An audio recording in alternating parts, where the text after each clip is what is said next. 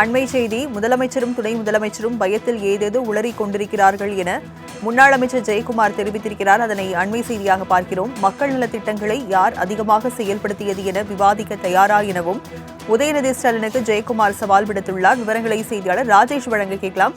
ராஜேஷ், ஜெயக்குமார் என்ன தெரிவித்திருக்கிறார்? விவரங்கள் என்ன?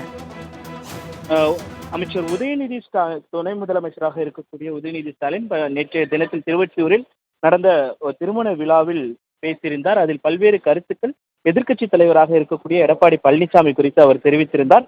இதற்குத்தான் அதிமுக சார்பில் கடும் கண்டனம் தெரிவிக்கப்பட்டிருக்கிறது.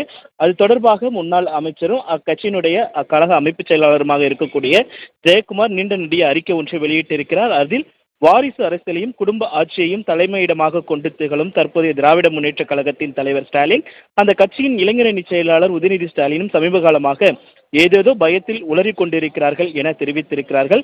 மேலும் பல்வேறு அவர் பேசிய கருத்துக்களை சுட்டிக்காட்டியிருக்கிறார். மேலும் செய்தியாளர்கள் சந்திப்பின் போது பொய் வாக்குறுதிகளை அள்ளி வீசிவிட்டு ஆட்சிக்கு வந்த திமுக ஊடகங்களில் மக்கள் பிரச்சனைகளை பற்றி பேசாமல் இருப்பதற்கும் வாய்மூடி மௌனியாக இருப்பதற்கும் திசை திருப்பவே நாடகங்கள் நடந்து வருகிறது என்று குற்றம் சாட்டியிருக்கிறார். மேலும் 42 மாதங்கள் ஊழல் மாடல் திமுக ஆட்சியில் மக்களுக்கான புதிய திட்டங்கள் ஏதுமில்லை. இதை எடப்பாடி பழனிசாமி சுட்டிக்காட்டி எங்களது ஆட்சி காலத்தில் நடைபெற்ற சாதனைகளை துண்டு சீட்டின்றி நாங்கள் தெரிவித்திருக்கிறோம்.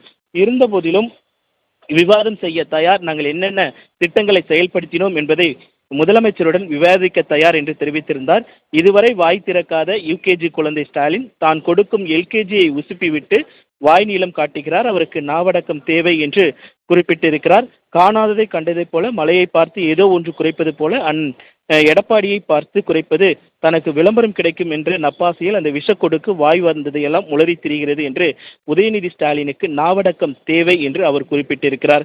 மேலும் 57 ஆண்டு திராவிட ஆட்சி கால வரலாற்றில் தமிழக மக்கள் நலனுக்குரிய திட்டங்களை அதிக அளவில் நிறைவேற்றியது அதிமுக தான் என்று குறிப்பிட்டிருக்கிறார். அல்லது அதிமுக ஆட்சியா திமுக ஆட்சியா என்பதை விவாதிக்க துணை முதலமைச்சராக இருக்கும் உதயநிதி அவர்கள் தயாரா என்று எழுப்பியிருக்கிறார். அவரோடு விவாதிக்க நான் தயார், இடம் நாள் நேரத்தை விஷக்கொடுக்கே தீர்மானிக்கட்டும் என்று அவர் அந்த அறிக்கையில் தெரிவித்திருக்கிறார்.